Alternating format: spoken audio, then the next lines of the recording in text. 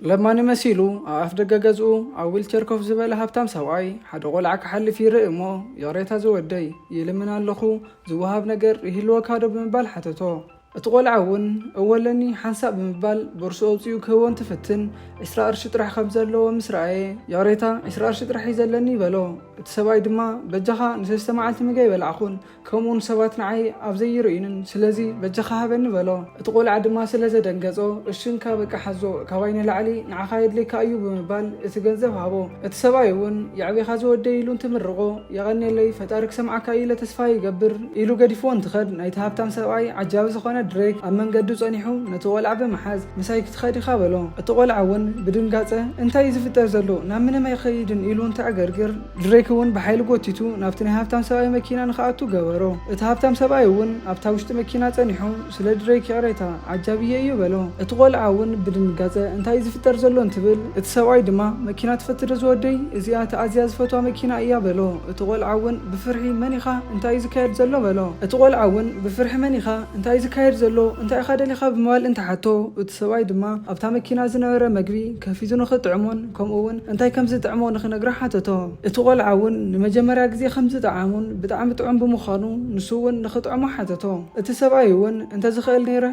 دس ما بلني بلمو انتاي مالت كايلو انت حتو دما اهيوت زمنو بطعم بزح ገንዘብ كم زسرحن زخونه ነገር خغبر غزا كم زينورن بزون حجزي نخبلع طنو كم زي فقدلو نغرو اتقول عدما ايتردنن انتولو قليل يو سرح يزدالو الخزلخو انا خغورم زداليوم زنورخو نغرات كلهم بمغبار انت خمس تسمع كان انا بهوتي زيست مقركم نغرات نخت نغرني يبلو اتقول عون ازي صلاله يو بفصوم انتبل دريك دما قرشوطيو $10,000 نمعلتي ياخلك هادي بمبال تغنزو نخقبلون صباح 4 ساعات نغو كير فدن نخركب مس نغرو اتقول عون نتغنزب بمقبال كم مكينا وريد خده افت زبولو ساعات دما بصباحيتو ترخيبو مس دريك نافتناي هافتام غزا اتوا دريك نحلقو اتو ريتشاردس سلامتا دحر مقرابو ريتشارد دما سلازرا خادس يلنيو بمبال نتاداليولو صنحا خدان نخغبر حتتو اتقول عقا بتحغواس ازنا عيدي بمبال اناتغرمه نتزدالولو جنا ساعات سوفن ጫማን دحر مغبار ازم ጫማ خندي ምቾት ከምዘለዎም ነገሮ በተሰባዩን ዋጉ خنديናይ ክባር ምዃኑ እንተ ትፈልጥ ነርካ ኸዓ በሎ اتقول عون ቀጺለ እንታይ ይኽገብር በመባል እንተ ሓቶ ንሱ ኸዓ ኺድሞ ኣብ ነፍሰይ ኣብ ህይወተይ ክባር ዝኾኑ ነገራት ጌራ ይፈልጥን ጅንስን ቆጻናይ ላዕልን መፍለይየ የም ነሮም ኣብ ማእኸል ጽርግያ ብሰባት ኣብ ዝተጨናነቐ ቦታ ክትኸይድ ተዋግዕ ናይ ሰባት ቀልቢ ክትስሕብ የዝደልየካ በሎ እትቆልዓ ድማ በቃ እዝዲን ትብሎ ሪቻርድ ኸዓ ኖኖ ብተወሳኺውን እቶም ሰባት ከመይ ኢሎም ይርኢኻ ከም ዝነበሩን እንታይ ከም ዝተሰማዓካን እናዘከርካ ጽባሕ ንዓይ ክትነግረኒ የዝደሊ በሎ እትቆልዓ እውን ብታሕጓስ ሕራይ እምባሪ ኸይድ ኣለኹ ብምባል ኸደ ብጽባሒቱ ድማ እቲ ሰብኣይ ምስ ቆልዓ ኣብ ሓደ ካፌ ኮፍ ብምባል ስለትማሊ ዝገበሮ ነገር ከዋግዑ ጀመሩ ልክዕ ከም ብሉጽ ናይ ህንዲ ኣክተር ብጣዕሚ ዝገርም ስምዒት ተሰሚዕኒ ክትፈልጥ ኩሎም ሰባት ንዓይ ካብ ምርኣዮም ዝተልዓለ ኣብ ሕቆይ ሕኻኽ ተሰሚዕኒ ሰባት ምሳየ ፎቶ ንኽሰኣሉ ይመጹ ነይሮም ምናልባት ምስ ካልእ ሰብ ተመሳሲሎም ክኾን ይኽእል እዩ ግን በቃ ኢሉ ዝተሰምዖ ነገር ብታሕጓስ እንትገልጽሉ እዚ የክሰምዕ ዝደሊ ነይረ በሎ ኣብቲ ካፌ ተስተኣናግድ ዝነበረት ጓል ክትሓልፍ ኣትኪሩ እንትጥምታ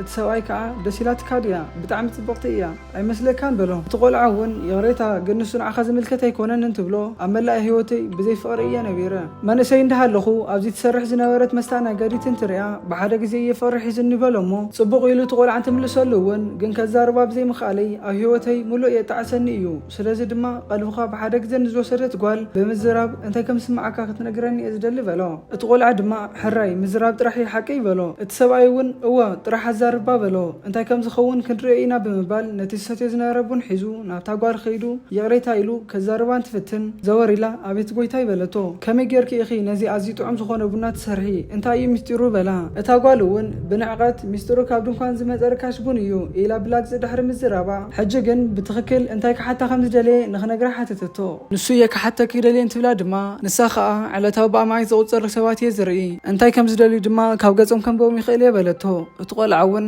ሕራይ ኣባይ ከድኣ እንታይ ርኢኺ እንትብላ እውን ክትላለየኒ ደሊኻ ኣለኻ ምናልባት እውን ቴሌፎነይ ትወስድ ኢኻ ብድሕሪኡ ግን ካብዚ ዳቡን ወፃኢ ካሊእ ታሪኽ ኣይክህልወካን እዩ ብኣከዳድናኻ ኸዓ ተገሪመ ኣለኹ መብዛሕትኡ ግዜ ከም ዝሱፍ ዘለዎም ሰባት ንቡን ናብ ዘይመጹን እንትትብሎ ንሱ ከዓ ከምዚ ዓይነት ክዳን ክገዝእ ገንዘብ ከም ዘይብሉን እዚ እውን ኣብቲ ወንበር ኮፍ ኢሉ ዘሎ ሓለቁ ከም ዝሃቦ ነገራ ተደናገርካ ትመስል ግን ፈትየለኹ ብምባል ስልክ ቁጥራ ኣብ ወረቐት ብምጽሓፍ ክልተ ቁጥሪ ጎዲለን ኣለዋ ብሓቂ እንድሕር ፈቲኻኒ ክትረኸበን ኢኻ እንድሕር ትላገጽ ሃሊኻ ከዓ ጸገም የብሉን ብምባል ነቲ ወረቐት ሂባቶ እንትትኸይድ ንሱ ከዓ በቲ ትክክለኛ መንነተይ ፎትያትኒ ኢሉ ብተሓጓስ ነቲ ዝሃበቶ ወረቐት ኣብ ጅቡኡ ብምእታው ቦትኡ ሒዙ ናብ ሓለቁ ተመለሰ ናብ ገዛ ድሕሪ ምኻዶም ናብ ተብገዝኡ ዝርከብ ኩዕሶ ሰኪዔት መጻወቲ ሜዳ እቲ ቆልዓ ነቲ ዊልቸሩ እንዳደፈአሉ ብሓደ እንትኸዱ እቲ ቁፅሪ ፈሊጥካዮ ዶ ብምባል ሓተቶ እቲ ቆልዓ እውን 10 ግዜ ፈቲነ እየ ግን ኣይረኸብክዎን በሎ እቲ ሰብኣይ ድማ ኣነ ተዝኾን ግን ኣብ ውሽጢ 2 ደቂቕ ክረኽቦ ነይረ በሎ እሞ እቲ ቆልዓ ድማ ይፈልጥ ግን በጃኻ ካብዚ ነገር ዝውፃእ ንዓኻ ዝምልከት ኣይኮነን በሎ እቲ ሰብኣይ እውን ሕራይ ነገራት ንቅድሚት ንኽተምፅእ ክሕግዝ እየ ዝፍትን ዘለኹ በሎ ብድሕሪኡ እቲ ቆልዓ ኣብዚ እንታይ ይገብሩ ከም ዘለዉ እንተሓቶ ቅድሚ 4 ዓመት ኣብዚ ሜዳ ከምቲ ቆልዓ ተኸዲንዎ ዝነበረ ዓይነት ማልያ ተኸዲኑ ብምኽንያት መጽናዕትን ገንዘብ ንኽረክብ ዝገብሮ ዝነበረ ርብርብን ዋላ እኳ ልምምድ ንኽገብር ግዜ እንተሰኣነ ብጣዕሚ ንፉዕ ተፃወቲ ኩዕሶ ሰኪዔት ከም ዝነበረ ነገሮ እቲ ቆልዓ ከዓ እሞ ሕጂ ኣብ ናይ ዓለም ለኻዊ ኩዕሶ ሰኪዔት መተሓባበሪ ስራሕ ከኣቱ ዲኻ ደሊኻ ንበሎ ነኖ ንሱ ካሊእ ሕልሚ እዩ ኣብ ናይ ዓለም ለኻዊ ውድድር ተሳቲፈ ነይረ ኣብቲ ሰዓት እንዳተፃወትና ዝተወሰነ ሰከንድ ጥራይ ተሪፉ እንዳተሰነፍና ነርና ሃንደበት እቲ ኩዕሶ እንትሕዞ ናብ ሰብ ክቕብል ደልየ ነይረ ግን ዋላ ሓደ ዝቕበለኒ ኣይነበረን ኣብ ማእኸል ሜዳ በይነ እየ ነይረ እቲ ኩዕሶ ናብቲ ጎል ክእትዎ ነይሩኒ ምክንያቱ እቲ ሴከንድ 0 ክብል ቀሪቡ እዩ ዘሎ እንድሕር ዝእትዮዮ ክንስዕር ኢና ነርና ግን ኣነ ስሒተዮ በሎ ብተመስጦ ይሰምዕ ዝነበረ ቆልዓ ድማ ሕራይ ደጊምና ንግበሮ ንዓይሉ ከላዓሎ እንትምኩር እቲ ሰብኣይ ከዓ ነኖ ካልእ ስዕረት ክቕበል ኣይደልን በሎ እሞ ሕራይ ኣነ ክገብሮ እየ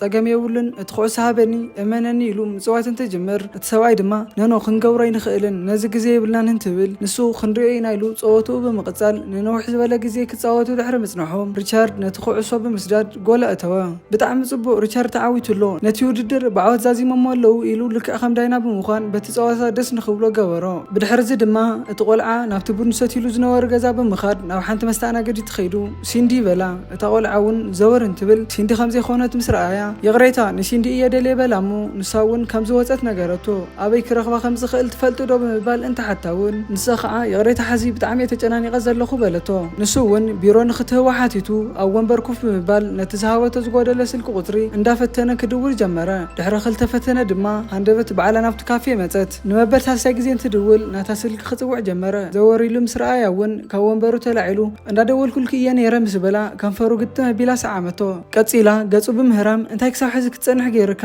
ትላገፅ ነበርካ ይመሲልኒ በለቶ ንሱ እውን የቕሬታ ሓተታሞ ምስ ሰዓሞም ቀፂሎም ናብ ሓደ ገዛ ብምኻድ ግብረ ስጋ ፈፀሙ ድሕሪኡ እቲ ቆልዓ ካብቲ ዓራት ቅንዕ ኢሉ ኣብ መንደቕ ስእሊ ምስ ረኣየ ናትኪ ስእሊ ድዩ ሰኣሊት ዲኺ ብምባል እንተሓታ እቲ ሃብታም ሰብኣይ በሪ ብምኽፋት ናብቲ ዝነበሩሉ ገዛ ብምእታው ንሳ ምንም ትፈልጦ ነገር ከም ዘይብላን ነቲ ገዛ እውን ኣቐዲሞም ከም ዝተኻረይዎን ነገሮ ንሳ እውን ካብቲ ዓራት ብምውራድ ገንዘብ ካብቲ ሃብታም ሰብኣይ ተቐቢላ የቕሬታ ብምባል ምንም ምስኡ ዘራኽብ ከም ዘይብላን ንገንዘብ ኢላ ከም ዝኾነትን ድሕሪ ምንጋራ ክዳና ንኽትቕይር ናብቲ ክፍሊ ኣተወት እቲ ቆልዓ ድማ ብሕርቃን እንታይ እዩ ዝካየድ ዘሎ ኣንተ ኣረጊት በሎ እቲ ሰብኣይ እውን ተረጋጋዕ ዝወደይ እንታይ ትሰምዒካ ንገረኒ እንትብሎ እንታይ ትብል ከም ዘለኻ የርዳእካ ኣሎ ዶ ንስኻ ሕሙም ፅሉል ሰብ ኢኻ በሎ እቲ ሰብኣይ ድማ ልክዕ ኢኻ ዝወደይ ከቢድ እዩ ዕፅፊ ክኸፍለካ እየ በሎ እሞ እቲ ቆልዓ ድማ ብሕርቃን እዎ እንታይ ከም ትገብሮ ትፈልጥ ኢኻ በሎ ሲንዲ ድማ ቁፅረይ ስለ ትፈልጦ ሓደ ግዜ ክድውለለይ ትኽእል ኢኻ ብምባል ገዲፋቶ ኸደት ስምዓኒ ዝወደይ ነታ መስተኣናገዲት ፈትያ ነይረ ኮይኑ ግን ገንዘብ መሪፀን ትብሎ እቲ ቆልዓ ተላዒሉ ኣብቂዕ ኣሎ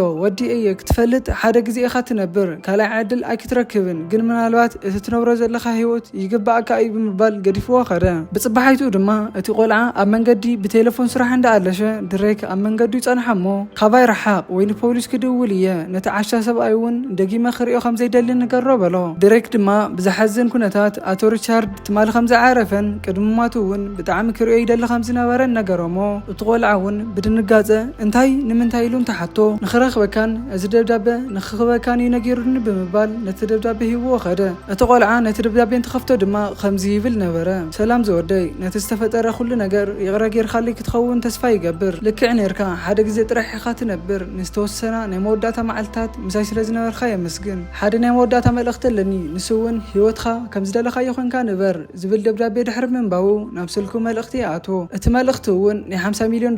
ገንዘብ ናብ ኣካውንቱ ኣቲካ ዝብል ነበረ እቲ ቆልዓ ከዓ ብሓዘን ኣይኸውንን ብምባል እንዳሓዘነ ኸደ